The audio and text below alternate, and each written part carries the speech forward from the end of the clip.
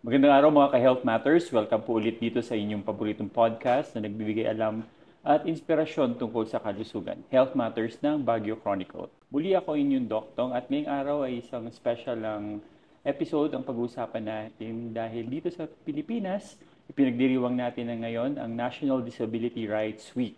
Alam niyo po ba mga kaibigan na maraming Pinoy ang may kapansanan, may mga hirap pero gusto nating tulungan silang bumangon, gusto natin tulungan umangat at magkaroon ng second chance sa buhay. Pero paano nga ba napapalakad ang mga ganitong mga programa? Sino ba ang mga doktor at sino yung mga therapist na nasa likod ng kanilang pagbangon? Kaya naman ngayon makasama natin isang expert, kaibigan po natin, isang physiatrist, Dr. Mildred Gimpayan, o isa po siyang rehabilitation medicine doctor na tumutulong sa mga taong may kapansanan na maibalik ang kanilang galaw at sigla sa buhay. Doc Mildred, magandang araw sa iyo and welcome sa Health Matters. Thank you, Doc Tong. I'm very happy to be here kahit maulan ngayong hapon, no? Excited ako na maibahagi ang aking kaalaman tungkol sa rehabilitasyon at pag-aalaga ng mga pasyenteng may disability dito sa atin.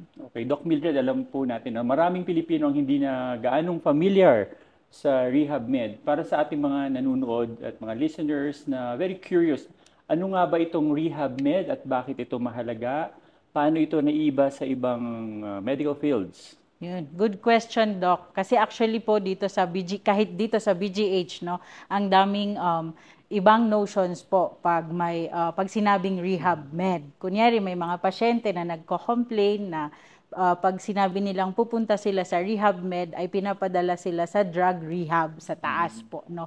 So ang rehab medicine, or we call ourselves also physiatrists or a specialist in physical medicine and rehabilitation, ito ay sangay ng medisina, no, na nakatuon ng pag-aalaga ng mga pasyente na may masakit, may mga physical na kapansanan or functional impairment.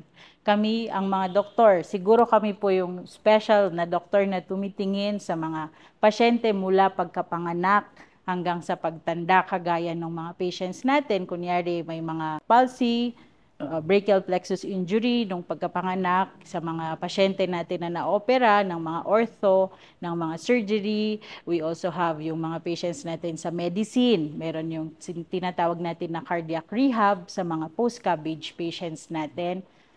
Yung mga pasyente rin na may autism, ADHD, kasama po sila sa inaalagaan natin. Tapos yung mga pasyente natin hanggang pagtanda, yung mga geria patients, at kahit yung mga patients natin na sa ICU na, yun yung tinatawag natin na palliative rehab naman, no? So, ang sabi nila, ang ibang specialties, they add years to the life of a patient. Kami naman yung nag-add ng quality to the years added to the life of our patients. Okay, Doc Mildred, ang galing pala ng information na yun. Kasi yung ibang tao, pag naririnig nga nila, sabi mo nga kanina rehab, iniisip nila instant cure.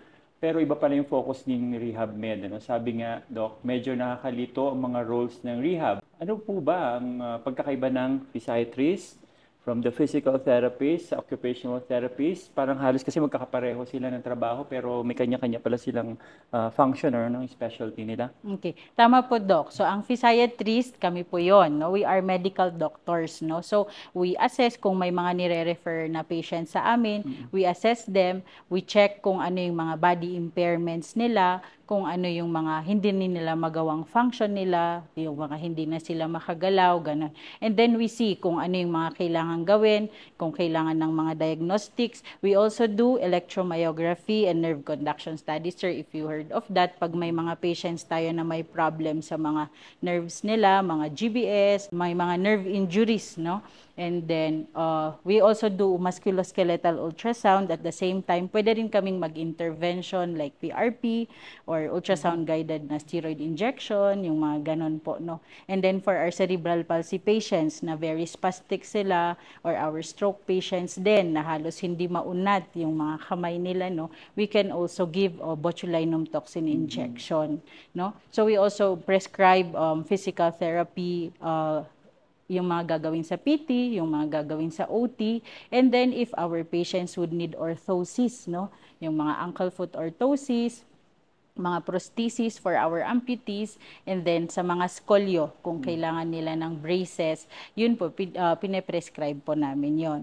For us, sa ating mga physical therapists, no, we call them our movement specialists, no. Hindi po sila yung glorified na masahistas natin, kunyari, no. Okay. Oo, so our PT, they underwent 5-year or 4-year course also. Nag-aral din sila ng anatomy, physiology, yung mga ganun, kinesiology, and ang goal nila is tutulungan yung patient, no, na ma-reduce yung mga nararamdaman nilang pain, or using modalities, no, or palalakasin sila through exercises, through balance training, yung mga ganon. And then, for our occupational therapists naman, ang goal nila is yun nga, occupation, to make our patients be able to do their ADLs, activities of daily living, like magbrush, magbihes, kumain, maggamit ng cellphone, no?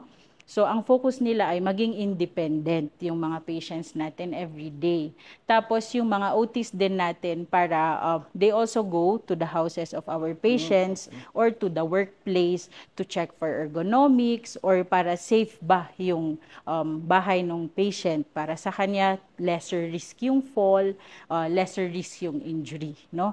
So, sa rehab team, we have our PTs, we have our OTs, and we work together for the improvement of our patient. And with that, ang problem natin ngayon, sir, di ba, ay konti na lang ang ating mga PT, konti na lang ang ating mga OT. So kung may mga nanonood dyan, yung mga bata po, these are other options, no, na courses for us, no.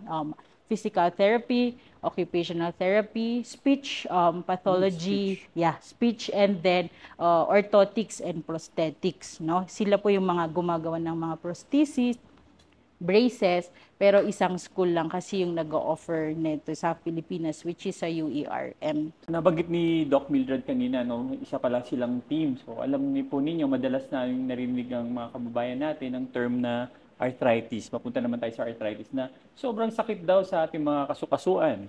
So base sa karanasan po ninyo, Doc Mildred, sa trabaho, ano po bang pinakamahalagang dapat malaman natin tungkol sa arthritis care dito sa Pilipinas? So, ang arthritis, yan yung marami nating patients ngayon, no? Yung mga lola na pumupunta sa clinic, nagko-complain ng joint pains, nagko-complain ng hirap silang maglakad kasi masakit yung tuhod, masakit yung hips nila, or masakit yung mga kamay, no?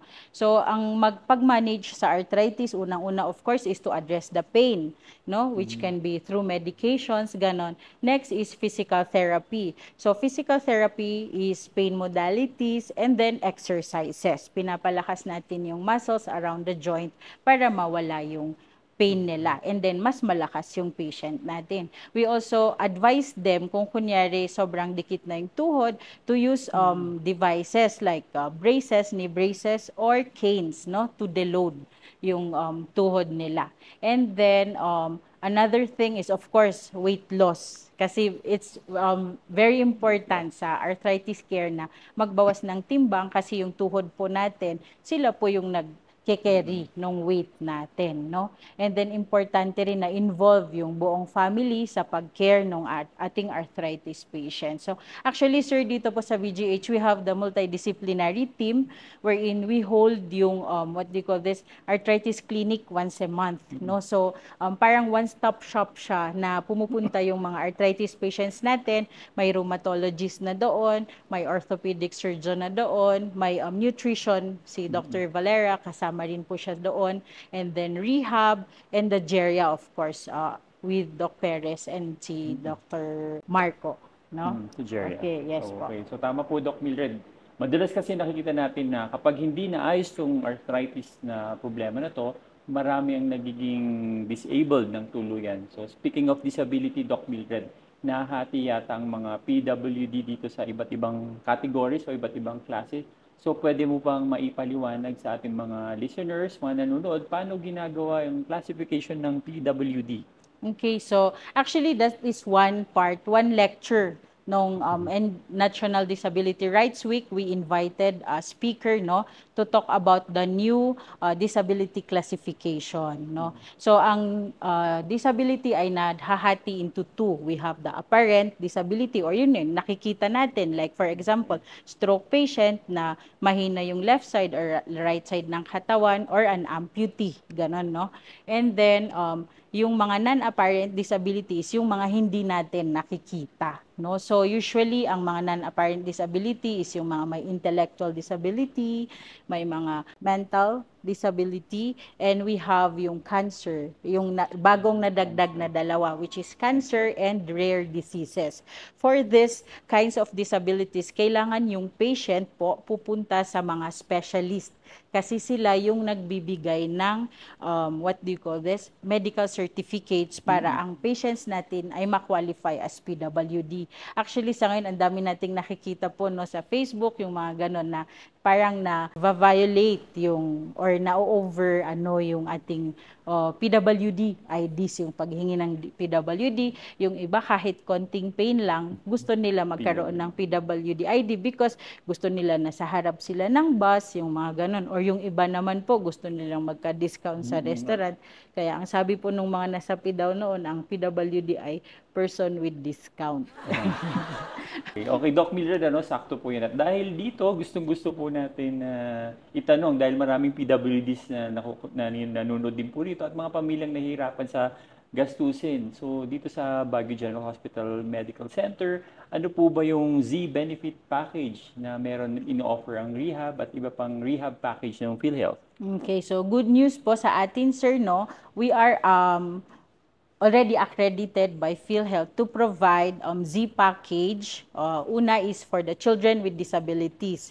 For our children with disabilities, ito yung mga may global developmental delay, may mga autism, may ADHD. Sila po yung nangangailangan ng matagalan na therapy. So medyo mahal po, no? Kung sabay ang physical therapy and occupational therapy, medyo mahal po siya. So yung PhilHealth po, they will pay for the sessions, therapy sessions ng mga patients natin, as long as yung mga parents po nila ay they are PhilHealth accredited or nagbabayad po sila ng PhilHealth.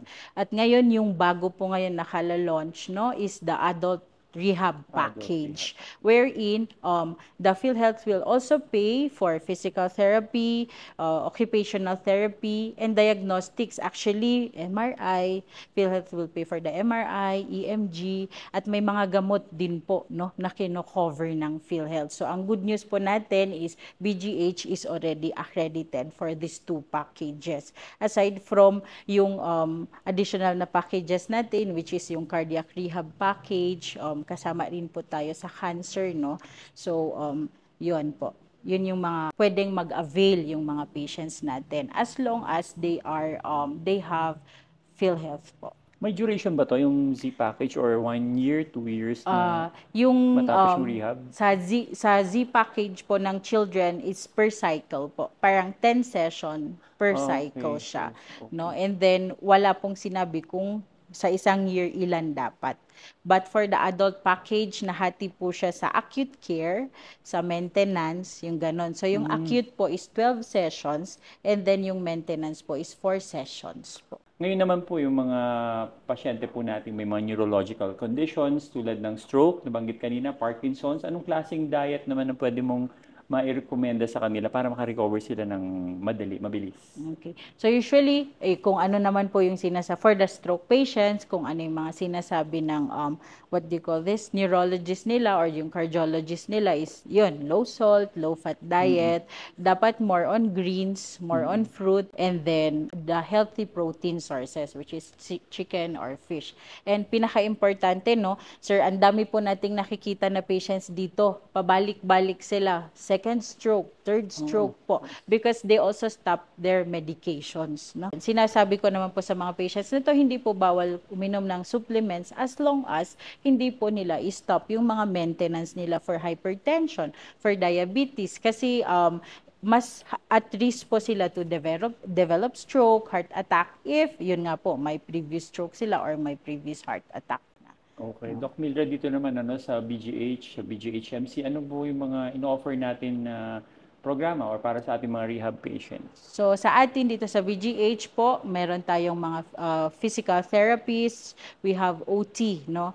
So sad na wala po tayong mga speech therapist dito, which is yun nga kailangan din po natin, kaya lang wala pong nag-a-apply, no? We also give prosthesis, braces, mga splints, no, sa mga hand injuries, ganon, or mga positioning splints sa paa. We also give orthosis sa mga kailangang mag-brace, yung mga may club foot, yung mga ganon po, no?